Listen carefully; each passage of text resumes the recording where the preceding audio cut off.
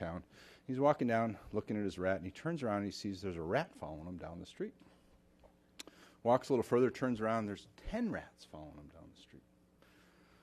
Starts walking a little faster, turns the corner. There's 100 rats following him. Every rat in Georgetown is out now following this guy as he walks down the street in Georgetown. Now he's jogging. Now he's running. He's sweating. He's going on the street. He's in a bit of a panic. And every time he turns around, there's more and more rats following him down the street. So he goes over to Wisconsin Avenue, goes down the hill, crosses M Street, down to the edge of the river, and pitches that statue into the river as far as he can. All the rats follow him, jump in the river, follow that statue. He stands there looking at that over the edge of the river, catches his breath, wipes his brow, turns around, walks back up the hill, walks right back to that antiquities store and says, "Do you have any statues of economists?" So that's how some people think of us. So with that in mind, let me tell you a little bit about how I see the world. What I was going to say today, I've actually changed from what I thought I was going to say this morning based on what I heard Don say and my engagement in one of the first sessions today. So I have a nice slideshow that I am not going to use.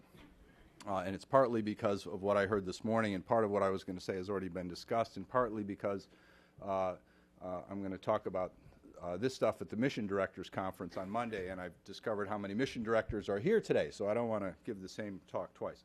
But after being here this morning and listening to Don and engaging in the first session, I thought what I would do is think ahead a little bit and think about 3 different scenarios for developing countries in the world 20 years from now, and what they might look like, and what those outcomes might depend on. Now, there's nothing deeply scientific about this, obviously, but I think my intention is just to provoke some thinking, not to assert that I'm right in any way, but to provoke some thinking on your part as to what the world might look at. One scenario is that the tremendous development progress that has been achieved over the last 50 years, and particularly in the last 15 to 20 years, continues around the world. And I'm a big believer of how much progress there has been made. I'm actually quite stunned by any historical measure. The improvements in economic welfare, in social welfare, and in democratic governance over the last 15 years have no precedent in world history. We live in an age of great progress and development. So one scenario is that this continues with some shifts. The shifts of economic power continue towards Asia in particular and towards the BRICS. With that, of course, there's a reduced economic influence of the traditional Western powers. We have continued growth of some low-income countries, and in fact, the circle of developing countries that get out of Paul Collier's development traps and begin to advance economically, socially, politically continues to grow. We have advancements in health, where we continue to make progress in fighting the HIV/AIDS epidemic. We continue to make progress in fighting malaria, as we have in the last few years in ways that we have not for a long time, and other advances in health. Cell phones, internet, other technology continue to grow. Next generation of new technology, which connects people, creates new market opportunities, and better connects people around the world, both economically and politically, in creating new kinds of opportunities. Democracy continues to spread, haltingly, in ugly kinds of ways, but it continues to spread as a way that people can find voice and hold political leaders accountable. And more countries do join the circle of development, but several are still left behind. There is no doubt in my mind that 20 or 25 years from now, we will not end poverty, and there will still be a number of countries and regions within countries that have not made much progress. I don't think we're going to solve it by any stretch of the imagination in the next 25 years. But the number of low-income countries could continue to fall, but others could stagnate, and some that have made progress can easily fall backwards. I'm sure they will. I don't know which countries will, but I'm sure some will fall backwards. That's one scenario. That's the good one. The second is that conflict rises around the world for a variety of reasons. And we fall back to big conflicts, major conflicts, as we saw in the first half of the 20th century. These could be around economic issues. that the rise of China and India and the reduced economic influence of the West lead to conflicts, economic conflicts that lead into hot conflicts, or they could be around cultural or religious lines having to do with a deepening divide between Christianity and Islam or other religions as well. Could come from a different sorts of regions.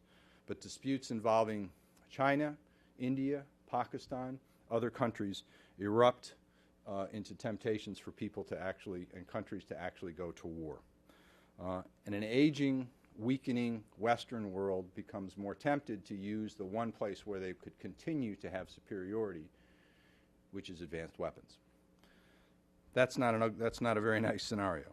With that, countries could move into new spheres, new blocks, like the old Cold War blocks, but different ones. You'd have a block of countries which would still be based around the old Western powers. You'd have a new block of countries that would really see their future aligned with China and or India.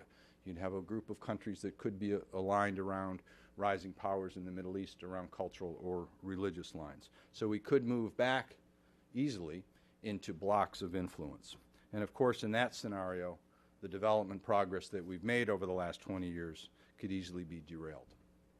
A third scenario has to do much more with pressure on the planet, which is an issue that people have been talking about here today. With climate change, global warming continuing, demographic shifts continuing with the rise of population from the 7 billion we have today to 9 billion or 10 billion 30 or 40, 50 years from now, with increasing demand on natural resources. Part of this trend is actually the flip side of the great development progress that we've made. It's a terrific thing that so many, that we've had this huge reduction in poverty over the last, especially 20 or 30 years. But with that, of course, individuals are demanding more energy, different types of higher quality food, and all kinds of other things that are putting greater demands on our resources. So it's partly because of good advances, but nevertheless, we have, as you all know, growing pressures on the planet going forward, which could impact water, agricultural production, food production, commodity prices, and with it, of course, food security and poverty. We could think of all kinds of other scenarios. You can spell them out, but those three have been on my mind for some time going forward. Which is most likely? I don't know. I like to think the first one is. I'm an eternal optimist, I guess, and partly because based on what I've seen over the last 30 years from my work primarily in Southeast Asia and in Sub-Saharan Africa, I've become convinced about the advances that countries can make. And as dire as the world looks today, it looked a lot worse in the 70s and 80s in many ways. So we've seen bad news before. But the question is really not which is most likely. The really important question is, what do these depend on, and what can we do about it? So let me just suggest 4 things that these different outcomes might depend on. One is technology. There's no question, I don't think anyone would dispute the notion that really since the Industrial Revolution, the major advances in human welfare around the world and over the last 20 or 30 years have been based in new advances in technology. And we see that in old technologies that are important, but also obviously the newer technologies with phones and internets. And the more that we invest in new technologies, the more that we are successful in creating new technologies, I think the more likely we are to end up in the better scenario. And those are technologies around, as I say, cell phones and the internet, but also around fertilizers and seeds and a new green revolution, around new advances in health, new sources of energy, and new ways to manage water. You know, it's essentially advances in technology that have allowed us to avoid the Malthusian trap for the last many hundreds of several hundred years.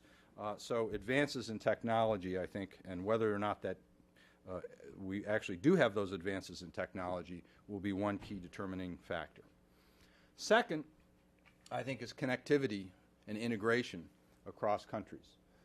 And as an economist, you won't be too surprised to hear that I think the trade is a big part of that. Not just because we can all talk about the gains from trade and you can read about it in a textbook and it's such a wonderful economic thing, but I think that trade is really important politically in terms of getting different cultures, different markets, different people, different institutions, and different societies engaged with each other and benefiting and learning from each other.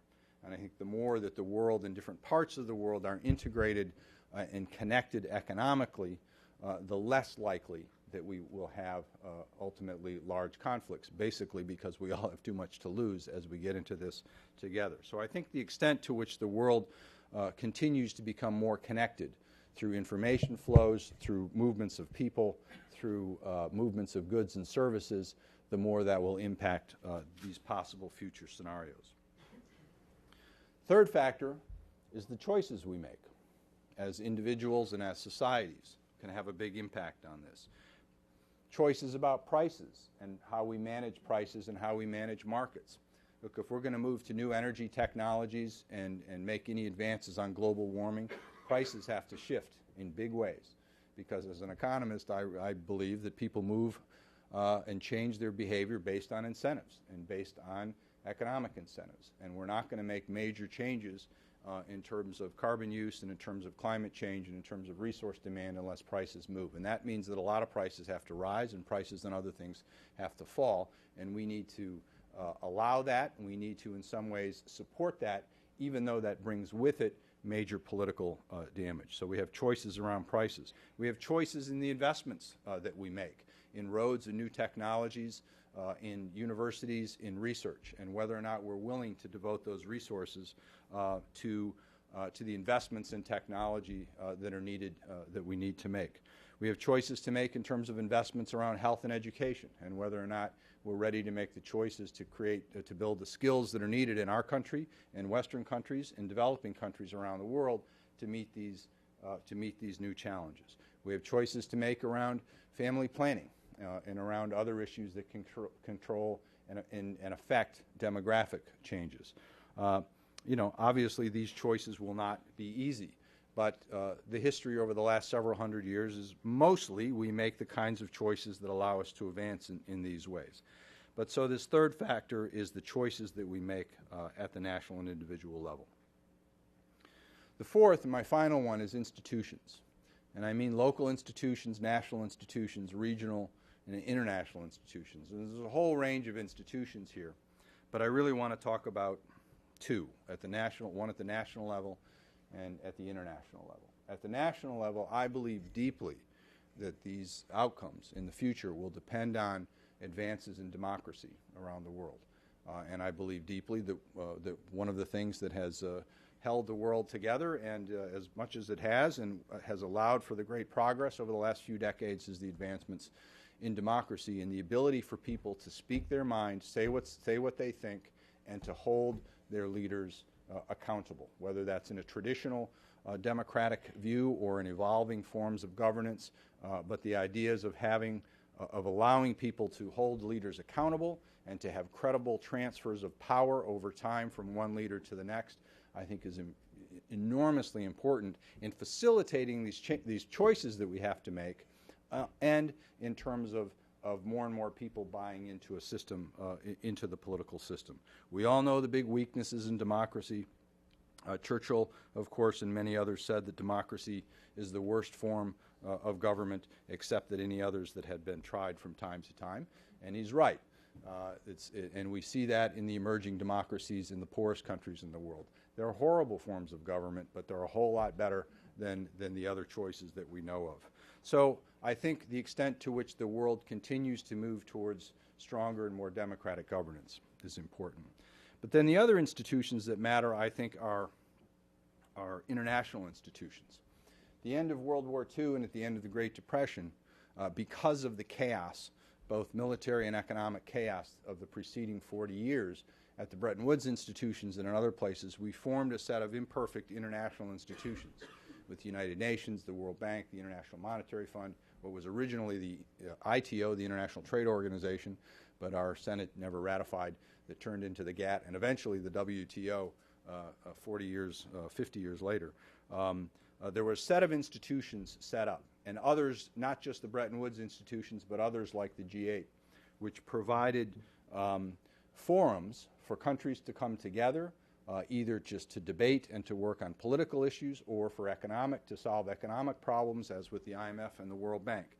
These institutions obviously have been far from perfect, but I think that, at least I believe, that they have been one key factor in maintaining some semblance of global peace since the end of the war and a lot of economic progress.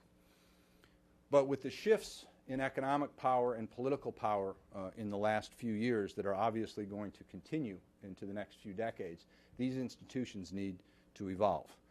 I don't know how much they need to evolve. I don't know whether they need to be shelved completely and new ones invented. Probably not. But these institutions need to definitely evolve.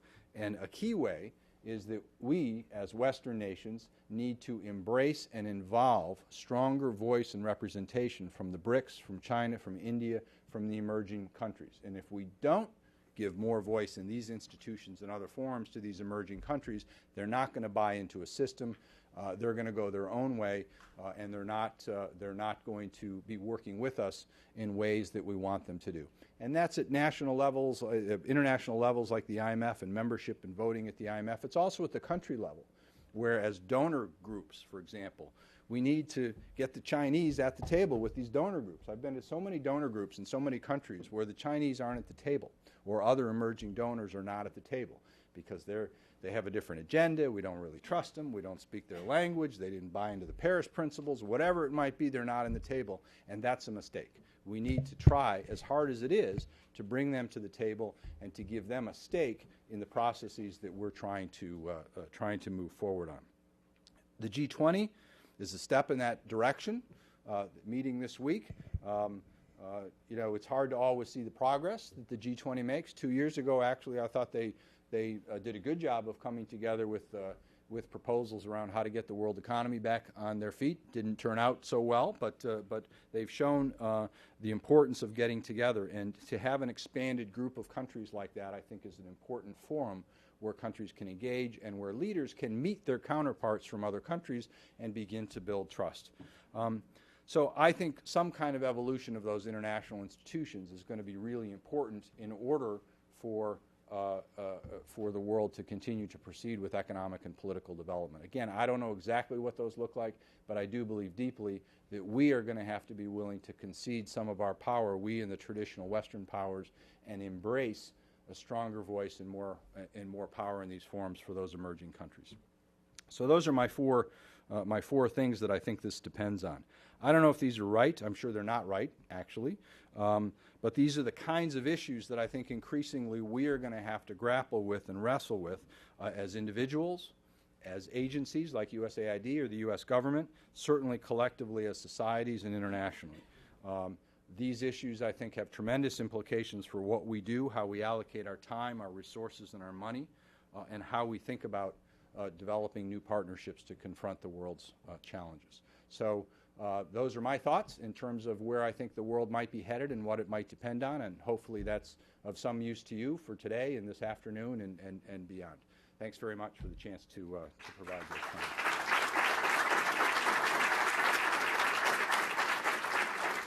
I'm told we have time for 2 questions. So, if anybody has any, or if you'd rather just go eat. Not yet. That's not yet? Oh, I don't want to entice people. So, if anybody has any comments, questions, anything? Yes? No? Don't be shy. Yeah, go ahead. Please introduce yourself. Jerry Blandford from Millennium Project.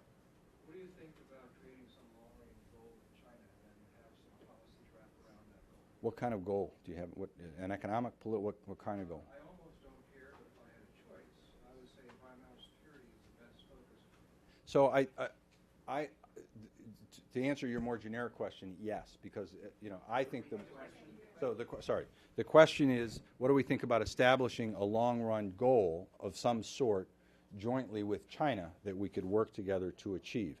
And when I asked what goal, he said it didn't really matter, but perhaps one around environmental security. Right? And I think that the instinct is right, and I don't know whether environmental security is the right one, but the more that we can engage with China, treat them as obviously a legitimate member of the international community that we want to work with to jointly solve global problems, the more we're going to be better off. That's very hard for us. It's very hard for some of our friends up on the Hill. It's very hard for some people living in you know, the middle of the Midwest that don't have that kind of international engagement. But I think it's crucial, and even better to set a series of a manageable number of 3 or 4 things around trade, around environmental security, around whatever they might be. So I think that makes a lot of sense. Anything else? Yes, in the back. Hi, Wayne Gozer from Infinio. So this is a future analysis conference. Question for you: if we take a date in the future, let's call it 2020, what would you like to see? What would be your vision? What would be your grand hope that the aid community can get to in 2020? That is still somewhat realistic. Well, I'll be approaching retirement, so maybe a single-digit handicap would be realistic, but I doubt it. Actually, I doubt that that's realistic at all. No, I think you know, 2020 is not that long, not that far away. So, but I think what is realistic over the next over that time frame is that we will continue to see more economic advancement among some of the poorest countries and the middle-income countries. We're seeing more countries join the potential, the group that potentially join the group that could advance. For example, like Ivory Coast, that finally ended its conflict in an ugly way, but might begin to take off, or other countries as well. So I could see a scenario where the group of countries in sub-Saharan Africa, Southeast Asia, and others that have made political and economic advances continue along those lines. I can see a scenario where we give more power to the G20 and more voice to the those emerging countries. The G8 probably ceases to exist, and the G20 becomes a real forum for debating key issues. And we're seeing that today. The G20, whether anything comes out of it, is a critical forum today, right now, for debating what's going on in Greece. And it's actually a really great thing that all of these world leaders are together today to be able to debate that kind of issue. And so to give the G8, the G20, more kind of influence that way, I think would be very helpful. I think it's quite possible within the next 8 or 10 years we can avoid major conflict, I hope, but I can see a scenario where that's not the case. I could easily see a scenario where things turn out the other way. I do think, speaking of Greece and what's going on in there, the fact that President Sarkozy immediately called the Chinese to ask for financial help in this rescue is of enormous importance in terms of what we're talking about, and really does suggest, well, is another indicator of the movement of economic power. And if the Chinese do agree to do that, Greece will not be the last country that calls them up. And that's going to have major implications for the International Monetary Fund and other international organizations where countries might have the choice of going to China. And in those kinds of scenario, more than ever, we do need the Chinese in the tent and working with us in similar kinds of directions. So, all right, we're done. So where's next? We're gonna show a 3-minute video. Good. So everybody stay right here for the 3-minute video. All right. Thank you very much.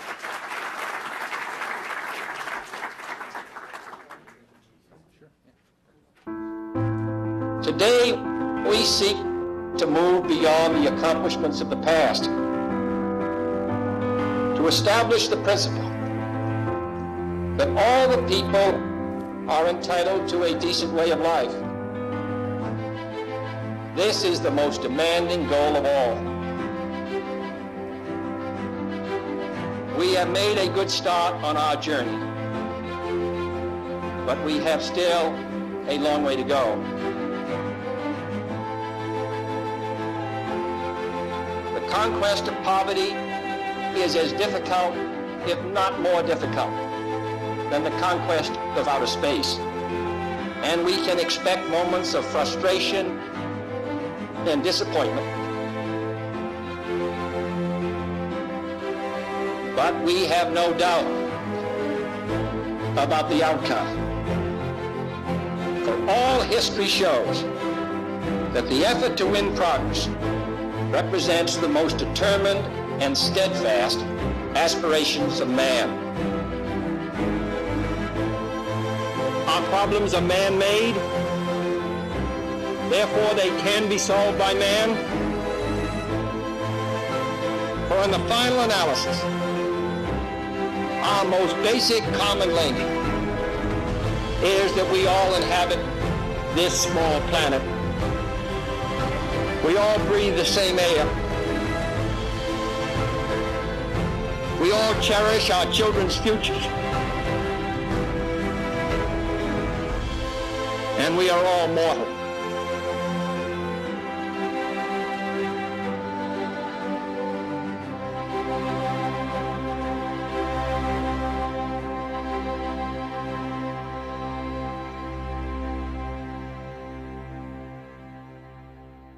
Happy birthday, USAID.